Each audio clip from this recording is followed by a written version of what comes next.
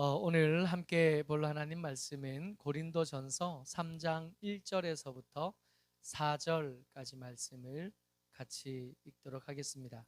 고린도전서 3장 1절에서 4절까지 말씀 같이 읽도록 하겠습니다. 고린도전서 3장 1절에서 4절까지 말씀 같이 읽습니다. 시작. 형제들아, 내가 신령한 자들을 대함과 같이 너희에게 말할 수 없어서 육신에 속한 자 곧 그리스도 안에서 어린 아이들을 대함과 같이 하노라. 내가 너희를 젖으로 먹이고 밥으로 아니하였노니 이는 너희가 감당하지 못하였음이거니와 지금도 못하리라. 너희는 아직도 육신에 속한 자로다. 너희 가운데 시기와 분쟁이 있으니 어찌 육신에 속하여 사람을 따라 행함이 아니리요. 어떤 이는 말하되 나는 바울에게라 하고 다른 이는 나는 아볼로에게라 하니 너희가 육의 사람이 아니리요. 아멘. 제가 사진 한 장 가지고 왔는데 이 사람은 영국 사람이에요. 영국 스코틀랜드에서 1860년에 난 사람입니다. J.M. 베리인데 굉장히 유명한 사람이에요. 우리가 이 사람 잘 알아요. 이 사람 이름은 혹시 낯설 수 있어도 이 사람이 쓴 소설가이고 희곡가인데 이 사람이 쓴 소설을 우리가 익히 잘 압니다. 피터팬이라고 하는 소설, 네버랜드의 웬디와 함께 팅커벨과 함께 해서 모험하던 후크 선장하고 대적하여 싸우던 네버랜드에 있던 그 피터팬 이야기를 쓴 사람이 J.M. 베리라고 한 사람이에요. 피터팬이라는 소설이 인기를 어마어마하게 얻어서 이 소설을 쓴 공로를 인정받고 그래서 준남작의 자귀까지 받았던 사람입니다. 이 사람이 쓴 피터팬이라고 하는 이 소설 때문에 신조어가 생겼는데 피터팬 증후군이라는 게 있더라고요. 피터팬 증후군이 뭐냐면 어른이 되기 싫은 사람, 몸은 어른이 됐는데 삶은, 생각은 여전히 아이이고 싶은 사람들, 그런 어른들을 대할 때 피터팬 증후군이라고 하더라고요. 언제까지나 어른이 되고 싶지 아니한 어른들의 갖가지 정신적 증후군, 이게 피터팬 증후군입니다.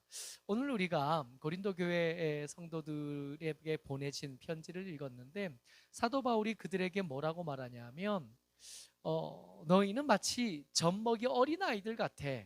언제까지 그러려니는 뭔지는 모르겠지만 지금 요즘 이 J.M. 베리 이야기를 빗대어서 말한다면 마치 어린아이 같은, 이 J.M. 베리가 피터팬에서 뭐라고 그랬냐면 12살 이후의 경험은 인생에 있어서 그렇게 중요하지 않다 그랬어요. 그 사람이.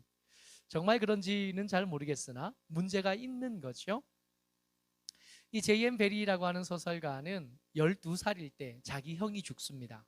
자기 형이 죽는 것 때문에 엄마가 우울증을 앓는데 이 어린 이 J.M. 베리가 엄마의 이 우울증을 좀 위로해 주기를 원했고 이 우울증을 좀 치료해 주기를 원했대요. 그래서 죽은 형의 옷을 입고 죽은 형처럼 엄마하고 같이 시간을 보내는 그런 일을 합니다.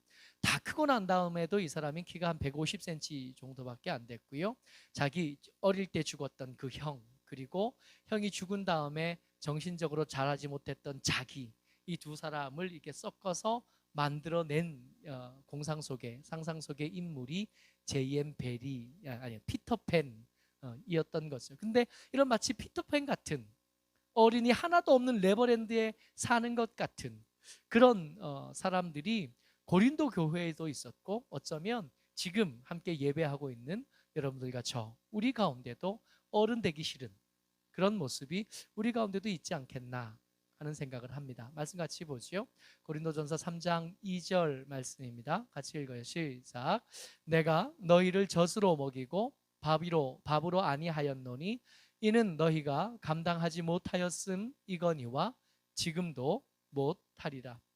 저기서 너희를 젖으로 먹였대요. 왜요? 못 먹으니까.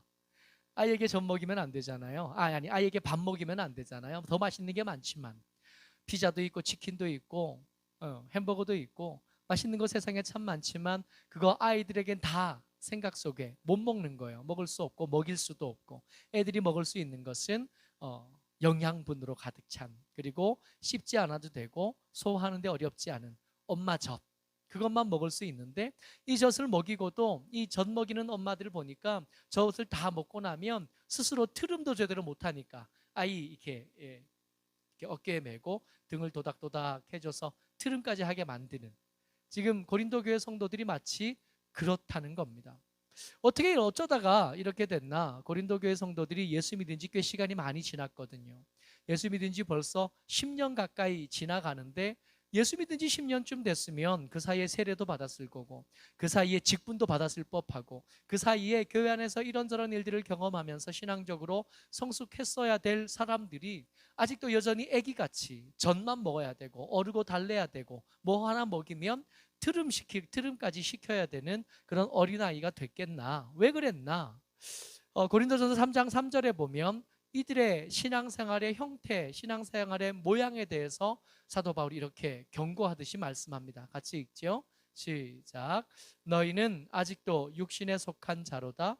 너희 가운데 시기와 분쟁이 있으니 어찌 육신에 속하여 사람을 따라 행함이 아니리요. 이 사람의 신앙생활의 신앙생활을 표현할 때 성경은 이들의 신앙생활을 뭐라고 표현하냐면 시기와 분쟁으로 표현하는 거예요. 우리가 흔히 알던 교회에서 장려하는 여러 가지 것들이 있잖아요. 사랑하는 거, 온유하는 거, 오래 참은 거, 희락과 여러 가지 성령의 열매들을 우리가 익히 아는데 그런 것들하고 전혀 달라요. 이 사람들을 신앙생활하고 교회 안에서 이미 꽤 예수 믿은 지 시간이 꽤 지났음에도 불구하고 이들의 신앙생활의 모습은 시기하는 것과 분쟁하는 것들로 채워져 있다고 말씀하고 있습니다. 이것 때문에 이들은 마치 어린아이처럼 몸은 이미 장성해서 기대하기로는 제 밥벌이도 좀 하고 제 밥벌이뿐만 아니라 주변 사람 여러 걷어 먹일 수 있었어야 될 법한 사람들이 여전히 젖 먹고 먹은 다음에 트름 시켜주지 않으면 제대로 소화도 못하는 사람들이 되어져 있었던 겁니다. 이들의 신앙생활을 몇 가지로 진단하면서 증상들을 이렇게 보고해 주시는데 그 첫 번째 증상이 뭐냐 하면 왜 어쩌다가 이 사람들이 시기하고 분쟁하고 어쩌다가 이렇게 어린아이 같은 신앙이 되어버렸나. 첫 번째 얻었던 마음, 처음에 그들이 예수님을 알게 되고 예수님을 믿으면서 품었던 그 마음을 잃어버린 겁니다. 이 말씀을 우리가 지금 나누면서 여러분들과 제가 우리 신앙의 모습을 거울로 좀 비춰볼 수 있어요. 옛날에 고린도 교회 사람들은 그랬나 보다. 그렇게 이 성경을 들으면 이 말씀을 나누면 아무 소용도 없는 거고요. 혹시 내가 처음 예수 믿었을 때 혹시 그때 그 뜨거운 감격, 그 가슴이 터질 듯한 그 감격 혹시 지금 내가 잊어버리고 있지 않은지, 만약 잊어버렸다면 나는 지금 젖먹어야 될 젖먹이가 되어 있는 걸 겁니다. 이들이 젖먹이가 됐을 때, 처음 이들이 예수 믿을 때 사도 바울이 그들에게 복음을 전할 때 그때 형편이 어땠냐 하면 고린도전서 2장 1절 같이 읽어요. 시작. 형제들아, 내가 너희에게 나아가 하나님의 증거를 전할 때에 말과 지혜의 아름다운 것으로 아니하였노니. 사도 바울이 이 고린도에 처음 도착할 때 어떤 상태였냐 하면 동역자들과 헤어진 거예요.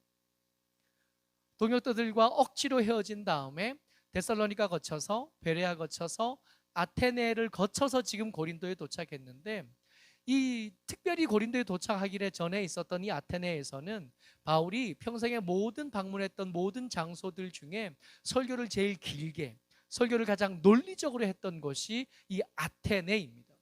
아테네에 가면 세계에서 가장 큰 철학을 가르치는 학교가 세 군데쯤 있던 중에 3대 대학 중에 가장 큰 대학이 저 아테네에 있어요. 아테네에 있고 에베소에 있고 알렉산드리아에 있는데 그중에 가장 저명하고 유명한 대학이 아테네에 있고 그 아테네에서 새로운 신학을 발표하는 자리가 아레오바고인데 그 아레오바고에서 사도 바울이 설교할 기회를 얻었습니다. 너희들이 알지 못하는 신에게라고 말하는 그 신이 누군지 내가 말해줄게. 너희들이 범사의 종교성이 많아서 하나님을 더듬어 찾아가려고 하는 건 좋지만 너희들이 알려는 그 노력으로는 다 할 수 없고, 진짜 하나님, 이 땅에 오셨다가 십자가를 지시고 죽으셨다가 부활하신 예수님에 대해서 말해줄 테니까 늘 잘 들어라. 제일 길게 설교했을 법하고요, 제일 논리적인 말로, 저기 말하는 말과 지혜의 아름다운 것으로 아테네에서 해봤어요. 근데 거기서 열매들이 그렇게 많이 맺히지 않는, 교회가 제대로 세워지지 않는, 그게 실패한 모습으로 도착한 곳이 고린도였고, 고린도에 도착했을 때 사도 바울이 깨달음이 있습니다. 어떤 깨달음이 있냐면 말과 지혜의 아름다운 것으로 복음이 전해지지 않는다는 걸 경험해서 알고 난 다음에 고린도에 온 거예요. 그래서 의도적으로 고린도에 도착했을 때는 말과 아름다운, 지혜의 아름다운 것을 일부러 멀리합니다. 그래서 고린도에서 복음을 전할 때 예전에도 그랬지만 더 철저하게 복음의 기초, 복음의 핵심, 오직 십자가와 예수 그리스도만 전하기로 작정을 하고 복음을 전했던 곳이 이 고린도였던 거예요. 고린도전서 2장 2절입니다. 같이 읽죠. 시작. 내가 너희 중에 예수 그리스도와 그가 십자가에 못 박히신 것 외에는 아무것도 알지 아니하기로 작정하였습니다. 사도행전에 등장하는 실패한 바울이 고린도에 도착했을 때 기죽어 있던 모습이 그대로 드러난 거예요. 그러니까 고린도 교회 성도들이 처음 예수를 알 때, 처음 예수를 들을 때 그 예수를 말해주던 바울의 모습은 어땠냐 하면 유창하게 말하는 사람이 아니었던, 논리적으로 앞뒤 잘 맞추어진 좋은 설교로, 그 설교를 듣고 마음에 감동을 받고 논리적으로 설득이 된 다음에 예수를 믿은 사람이 애초에 아니었던 거예요. 심지어 사도 바울은 그때 고린도에 가서 처음 복음을 전할 때 자기의 상태에 대해서 뭐라고 말하냐면 2장 3절 같이 읽어요. 시작. 내가 너희 중에 거할 때에 약하고 두려워하고 심히 떨었노라. 여러분, 설교할 때 혹은 연설을 할 때 혹은 자기의 이야기를 할 때 이 이야기하는 것에 진정성을 더 하려면 해야 되는 게 있잖아요. 말하는 사람이 확신이 있어야 될 거 아니에요. 말하는 사람이 자기가 말하는 것에 대한 당당함이 있어야 될 거 아니에요. 그래야 듣는 사람도 그 말에 설득이 되고 그 말에 귀를 기울이고 해야 될 거 아니에요. 근데 사도 바울이 고린도에 처음 말씀을 전할 때 그렇지 못했습니다. 어땠냐 하면 약한 모습으로 말씀을 전했고 두려워하는 모습으로 말씀을 전했고, 심지어 말씀을 전하다가 덜덜 떨고 있는 듯한 모습이 사도 바울 스스로만 알 뿐만 아니라 성도들, 처음에 사도 바울을 통해서 예수 이야기를 듣던 사람들도 아니 저 사람은 저렇게 이렇게 확신 없는 목소리로, 저 사람은 어떻게 이렇게 자꾸 떠는 저런 모습으로 복음을 전하나. 근데 그렇게 부족한 모습을 전하는 대로 예수를 믿었다고요. 처음 예수 믿을 때 이 사람들은 말과 지혜야 아름다운 것 때문에 예수 믿은 사람들이 아니에요. 이 사람들은 약하고 떨고 그리고 두려워하는 중에 복음을 전하는 사도 바울의 이야기를 듣고 예수님을 만났고 예수님을 알았고, 그 말, 사도 바울의 말을 통해서 성령께서 간섭하시는 것을 통해서 예수 믿고 예수 알게 된 사람들, 그 사람들 지금 뭐 하고 있어요? 경쟁하고 시기하고 분쟁하고 있다고요. 이 시기라는 말, 분쟁이라는 말은 혼자 할 수 없는 거잖아요. 시기하는 것에는 반드시 상대가 있어야 돼요. 그러니까 이 시기하고 분쟁하는 것에서 이기려면 어떻게 해야 돼요? 저 사람보다 내가 얼마나 뛰어난지, 저 사람보다 내가 얼마나 잘났는지, 저 사람보다 내가 얼마나 좋은지 훌륭한지 뭐 이런 거 말하려니까 말과 지혜의 아름다운 것들을 열심히 써야 이기는 거잖아요. 시기와 분쟁에서 이기려면 말에 유창한 것이 아니라 약하고 두려워하고 심히 떠는 것을 통해서, 그렇게 전해지던 복음을 통해서 예수 믿었던 사람이 지금 뭐 하고 있냐면 말과 지혜의 아름다운 것을 사용해서 교회에서 싸우고 있는 거죠. 그랬더니 지금 어떻게 됐어요? 장성했어야 될 그 사람들이 지금 여전히 젖먹이로, 뭐 조금만 먹으면 트림시켜줘야 되는 아기로 세워져 나타나고 있는 겁니다. 첫 번째 뭐였냐 하면 첫 마음을 잃어버렸어요. 그거 잃어버리고 옛날 옛날 세상에서 살던 때처럼 말과 지혜의 아름다운 것에 심취해 있다 보니까 어떻게 됐어요? 애기가 되어버립니다. 두 번째, 이들을 진단하면서 두 번째 사도 바울이 말씀하고 성경이 여러분들과 제게 말씀하고 있는 것이 저들이 경쟁과 시기하는 것으로 신앙생활을 잘 하는 것처럼 착각하고 있었던 겁니다. 근데 이들이 경쟁과 시기할 때 대상을 뭘로 사용했었냐 하면 나는 아볼로에게 혹은 나는 바울에게 속하였다 말하면서 싸웠었거든요. 그러니까 이 사람들이 자기를 높인 게 아니라 누구를 높였어요? 우리의 대표가 되는 바울을 높이고 우리의 대표가 되는 아볼로를 높이는 거예요. 근데 정작 바울과 아볼로는 스스로에 대해서 어떻게 생각하고 있냐 하면 이 사람들은, 교회 사람들은 바울 패다 그러고 모여서 싸우고 우리는 아볼로 편이다 그러고 모여서 싸우는데 정작 사도 바울과 아볼로는 스스로에 대해서 뭐라고 생각하고 있었냐 하면 3장 5절이요. 같이 읽습니다. 시작. 그런즉 아볼로는 무엇이며 바울은 무엇이냐? 그들은 주께서 각각 주신 대로 너희로 하여금 믿게 한 사역자들이니라.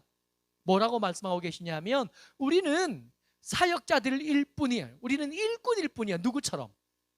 너희들이 우리를 핑계 삼아, 우리를 볼모 삼아 그렇게 우리를 높여주고 있지만 사실은 그렇게 우리는 높여질 만한 사람들이 아니야. 너희들이 나와 아볼로 둘 사이를 경쟁시키면서 싸우면서 경쟁에서 이겼다고 해도 우리가 더 높은 사람이 되는 게 아니라 우리는 너희들하고 사실 그리 다르지 않아. 우리는 하나님께서 우리에게 맡겨주신 것대로 말씀을 가르치고 말씀을 전하는 일을 맡았을 뿐이지 우리가 일꾼인 것처럼 너희도 일꾼이고 다 아버지 하나님 앞에 그 밑에서 긍휼하게 여기심을 얻어서 구원을 받은 사람들일 뿐이야. 우리는 사역자들일 뿐이야. 여러분, 우리나라 교회의 특장점이기도 하고 동시에 단점이기도 한 게 있는데 우리나라 교회 성도들이 유독 목사님들에게 너무 잘해요. 이게 장점이기도 합니다. 근데 이게 동시에 단점이 되는 것이 그 목사님에게 문제가 생겼을 때 스스로의 믿음을 지켜낼 다른 힘이 없어요. 목사님에게 모든 걸 다 맡겨놓는 거예요. 말씀을 읽는 것도 목사님에게 맡겨놓고 말씀을 해석하는 것도 목사님에게 맡겨놓고 내 신앙의 어떤 결정을 할 때도 목사님에게 맡겨놓고 기도하는 것도 목사님에게 맡겨놓고 신앙생활하는 전부 다 목사님에게 맡겨줘. 심지어는 사모에게도 맡겨줘요. 사모는 교회의 어머니래나? 제가 볼 때 우리 교회 사모는 그렇지 않거든요. 제가 볼 때 저는 여러분들의 신앙생활을 책임져 줄 만큼 위대하고 대단하지 못합니다. 그래서 여러분들 살 길을 여러분들이 각자 찾으셔야 돼요. 제가 여러분들에게 말씀을 나눌 수 있는 기회를 얻었지만 이 말씀 사실은요, 말씀 설교하고 난 다음에 가끔씩 같은 본문으로 설교했던 옛날 설교들을 살펴보잖아요. 이 고린도전서 3장 가지고 제가 설교를 첫 번째 한 게 아니거든요. 저번에 설교했던 걸 봤어요. 근데 그걸 보면서 제가 무슨 생각하냐 하면 야, 저번에 설교했던 성도들이 이거 다 잊어버렸어야 돼. 그거 다 기억하고 있으면 큰일 나겠다 하는 생각을 할 때가 종종 있어요. 잘못된 설교를 했었던 때가 있더라고요. 조금 더 공부하고 조금 더 시간이 지나면서 그때 설교를 그렇게 하는 게 아니었어 하는 후회가 될 때가 참 많더라고요. 저한테 신앙생활 다 맡겨놓으시겠다고요? 그 위태로운 걸 저는 제 신앙도 제대로 감당이 잘 안 될 때가 참 많아요. 여러분들 살 방도를 각자 찾으셔야 됩니다. 스스로 성경 묵상하는 법을 연습하셔야 되고 배우셔야 되고요. 스스로의 문제를 가지고 하나님 앞에 나아가 기도하는 훈련을 하셔야만 되고요. 찬양대 도움 없이 찬양하는 법, 기도 잘하는 사람 도움 없이 스스로 기도하는 법, 성경을 안내해 줄 사람이 그동안 여러분 훈련하고 배웠으니까 그 가닥을 가지고 스스로 성경을 읽고 묵상하는 법, 이거 배우지 않으면 제대로 세워내지 못하는 거예요. 지금 사도 바울이 나도 너희들과 같은 일꾼일 뿐이야 라고 말하면서 각자의 신앙생활에 대해서 뭐라고 말씀하시냐면 너희들은 각자 다 집을 짓는 사람들인데 그 집을 짓는 재료가 잘못되었을 때는 화를 입을 수 있어 라고 말씀하십니다. 고린도전서 3장 13절이요. 같이 읽어요. 시작. 각 사람의 공적이 나타날 터인데 그 날이 공적을 밝히리니 이는 불로 나타내고 그 불이 각 사람의 공적이 어떠한 것을 시험할 것임이라. 여러분, 아볼로에게 아무리 충성해도, 그를 높여주기 위해서 경쟁하고 시기하고 바울을 깎아내려도, 바울을 아무리 높여내고 바울에게 충성하고 바울을 높이기 위해서 상대적으로 아볼로를 깎아내려고 아무리 애써봐야 그 경쟁한 것과 시기한 것으로는 저 불로 공적을 밝히는 그날, 경쟁과 시기로 지어진 집 가지고는 하나님 앞에 아무것도 내어놓을 수 있는 게 없게 될 거라고요. 말씀을 자세히 보세요. 각 사람의 공적입니다. 아볼로의 공적으로 이 불을 감당해내지 못할 거예요. 바울의 공적으로 이 집이 잘 지어졌다고 하나님 앞에 나타내지 못할 거예요. 여러분들의 믿음의 집, 여러분들의 신앙생활의 집을 각자 지으셔야 돼요. 같이 연합하면서 이 집을 더 잘 짓기 위해서 같이 묶여 있기는 하나, 결국에는 하나님 앞에 설 때에 예수 그리스도의 반석 위에 지은 여러분들의 신앙의 집이 어떤 재료로 지어졌는지 하나님의 불이 지나가고 나면 드러나게 될 텐데, 경쟁하고 시기하면서 지은 집이 그 불을 견뎌낼 리가 없다고요. 각자 세우셔야 돼요. 각자 기도하셔야 되고, 각자 성경 읽으셔야 되고, 묵상하셔야 되고, 하나님의 음성을 듣는 법, 그 음성을 듣고 순종하는 법, 그 말씀을 따라 살아가는 방법들을 각자 헌습하고 훈련하지 않으면 저 불이, 우리의 공적을 드러낼 그 불이 일어날 그날에 아무것도 없이 빈털터리의 모습으로 하나님 앞에 설 수밖에 없습니다. 도움을 드릴 수는 있어요. 같이 연합해서 더 응원해 줄 수도 있고 격려할 수도 있고 또 중보할 수도 있습니다. 그러나 결국에는 각자 신앙의 집 제대로 짓지 않으면 엉뚱한 데다가 한눈 팔고 경쟁하고 시기하는 것만 가지고는 제대로 된 집 지어낼 수 없는 거예요. 이 지금 고린도 교회 성도들이 젖먹이로 다시 돌아간 것은 각자의 집을 제대로 신경 쓰지 않은, 아볼로만 높이면 되는 줄 알고, 바울만 높이면 되는 줄 알고, 저 사람 따르기만 잘하면 되는 줄 알고.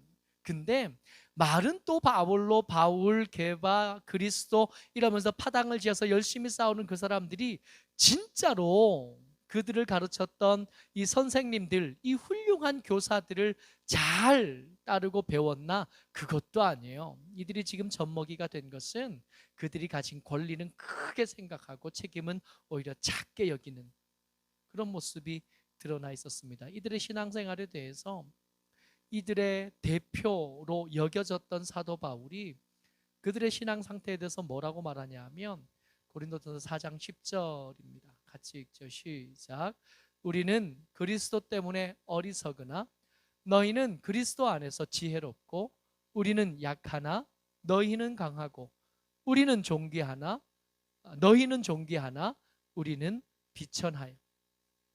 지금 아볼로하고 사도 바울은 여기서 우리는 그 두 사람이에요. 아볼로와 사도 바울, 그게 우리입니다. 우리는 그리스도 때문에 어떻게 해요? 말과 지혜의 아름다운 거 포기했잖아요. 이 사람들 복음 전하기 위해서 나는 약하고 두렵고 심히 떨림으로 복음을 전하기로 했다. 사람들 앞에 지혜로운 것들로 하지 않기로 결정했고 오직 예수 그리스도와 그의 십자가만 전하기로 결정했다 그랬잖아요. 그래서 이 사람들은 세상에서 가진 지혜로만 따지면 이 편지를 쓰는 사람, 읽는 사람 모두를 합쳤을 때 제일 똑똑한 두 사람, 제일 지혜로운 두 사람, 제일 지식이 많은 두 사람은 바울과 아볼로, 우리예요. 그럼에도 불구하고 이 사람들은 스스로에 대해서 어떻게 결정했냐 하면 우리는 예수 그리스도를 전하는 것을 위해서라면 어리석은 모습으로 살겠다고 결정했어요. 근데 정작 이 아볼로를 중심으로 모였던 사람, 바울을 중심으로 모였던 사람들은 어리석기를 원한 게 아니라 너희는 그리스도 안에서 지혜롭기만을 원했던 거예요. 그러니까 높인다고 말하면서 말로만 높였지 그의 걸음을 따라가지는 않았던 거예요. 우리는 약하나 너희는 강하고, 이 아볼로와 바울은 스스로의 약한 모습을 보내면서 자기들의 약함을 통해서 드러날 하나님의 강함, 하나님의 능력 있으심을 주목하고 있었던 것에 비해서 이 고린도 교회 성도들, 이 젖먹이가 된 이 성도들은 예수 그리스도의 힘을 입어서 강하고, 예수 그리스도의 힘을 입어서 귀하고, 예수 그리스도의 힘을 입어서 승승장구하는 것만 자꾸 바라보고 있었던, 그런 게 없다는 게 아니죠. 예수 그리스도 안에서 지혜로울 수 있습니다.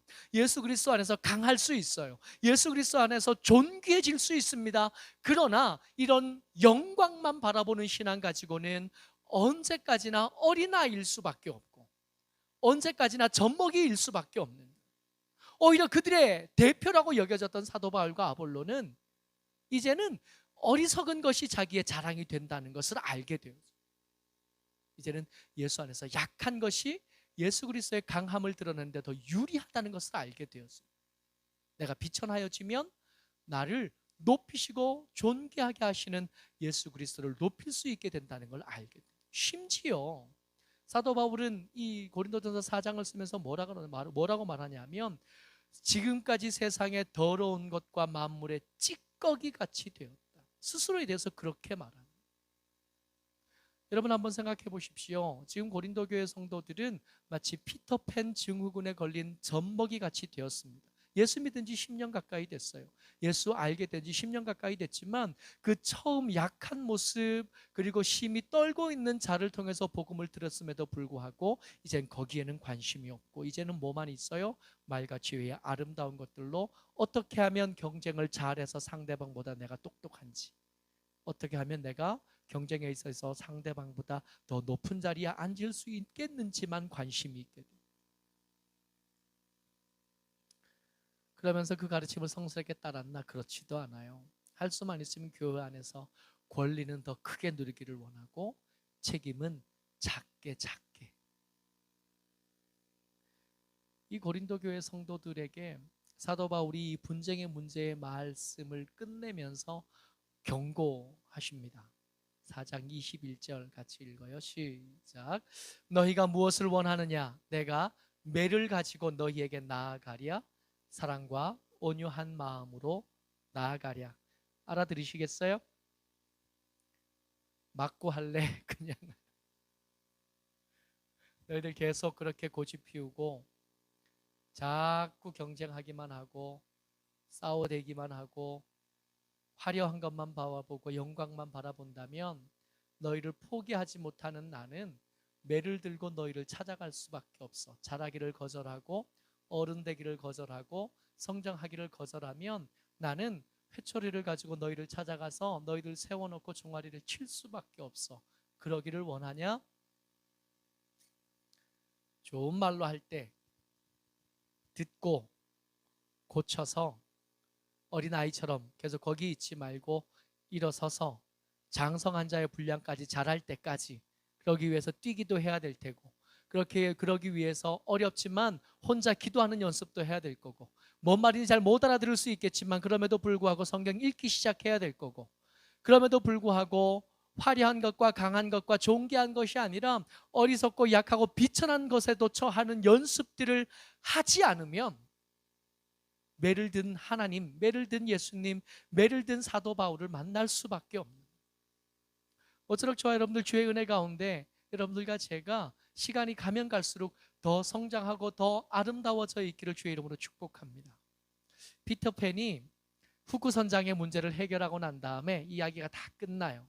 이야기가 다 끝나고 나니까 웬디와 그 동생들이 이제 집으로 돌아가려고 해요. 집으로 돌아갈 때 필립 피터팬에게 권합니다. 피터팬, 우리하고 같이 가지 않을래? 그랬더니 피터팬이 뭐라 그러냐면, 아니야, 난 어른 되기 싫어. 어른이 없는 여기 네버랜드에 난 여기 그냥 있을래. 그리고 피터팬만 남겨두고 웬디야 그 동생들만 돌아와요. 우리 언제까지 그 피터팬처럼 거기 남아 있을 거예요? 돌아와야죠.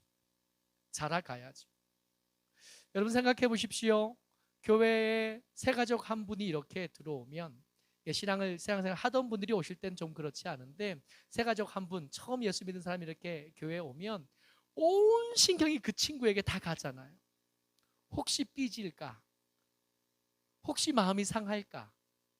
저가 혹시 이 오늘 점심 메뉴에 혹시 마음이 상한가? 설교를 준비하려다가도 그의 상황과 형편에 혹시 말씀이 거치진 않겠는지, 그가 마음 상하진 않겠는지 온 신경이 다가 있잖아요. 근데 그 상황이 내년에도 똑같고 그 후년에도 똑같고 10년이 지나도 똑같고 20년이 지나도 똑같으면 그때는 어떻게 할 거예요?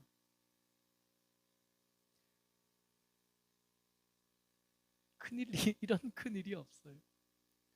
모쪼록 저 여러분들 주의 은혜 가운데 수요 예배 때 이렇게 교회 나오고 혹은 방송을 통해서 예배 드릴 저와 여러분들 정도 된다면 적어도 교회 안에서 청년 수준까지는 가야 되는 거 아니에요? 적어도 젖먹이면 안 되는 거잖아요. 지금 제 소망은 신혼부부가 교회 안에 있으니까 얼른 아기가 태어나서 그 아기가 이 의자 밑을 좀 기어다녔으면 좋겠다 하는 바람이 있지만, 그 아기가 내년에도 거길 기어다니고 내후년에도 거길 기어다니고 5년 뒤에도 거길 기어다니고 10년 뒤에도 거길 기어다니면 여전히 우리 새끼라 감사합니다, 우리가 어떻게든 책임지겠습니다 하겠으나 그 짐을 어떻게 할 거냐고요. 기억하셔야 됩니다. 잘하는 것, 믿음 안에서 우리가 성장해 가는 것은 하고 말고 선택할 수 있는 부분이 아니라 반드시 성장하셔야만 돼요. 교회생활, 신앙생활 하면서 유독 자주 마음이 상하고 유독 교회 안에서 상처받을 일이 유독 많은 사람들, 많은 분들 가만히 좀 생각해 보세요. 나는 왜 유독 교회 안에서 이렇게 상처를 많이 받죠? 유독 다른 사람들은 멀쩡히 신앙생활 잘하는데 왜 유독 나만 이렇게 상처받을 일이 많고, 유독 나만 이렇게 교회를 옮기는 일이 많고, 유독 나만 이렇게 아픈 일들이 많을까요? 교회가 잘못된 걸까요? 아니면 그 젖먹이처럼 엄마 젖 먹고도 그것도 제대로 소화를 못해서 트름을 시켜줘야 되는 여전히 젖먹이라서 그런 걸까요? 고린도전서 4장 21절 말씀 한 번만 더 읽고 마무리하려고 합니다. 여러분 기억하셔야 돼요. 우리의 성장은 선택이 아니라 의무입니다. 반드시 자라야 돼요. 그렇지 않으면 온 교회에 부담이 될 수밖에 없고, 언젠가 더 참지 못하신 예수님, 더 참지 못하신 주님께서 회초리 들고 찾아오실 수 있어요. 같이 읽습니다. 시작. 너희가 무엇을 원하느냐? 내가 매를 가지고 너희에게 나아가랴. 사랑과 온유한 마음으로 나아가랴. 아멘.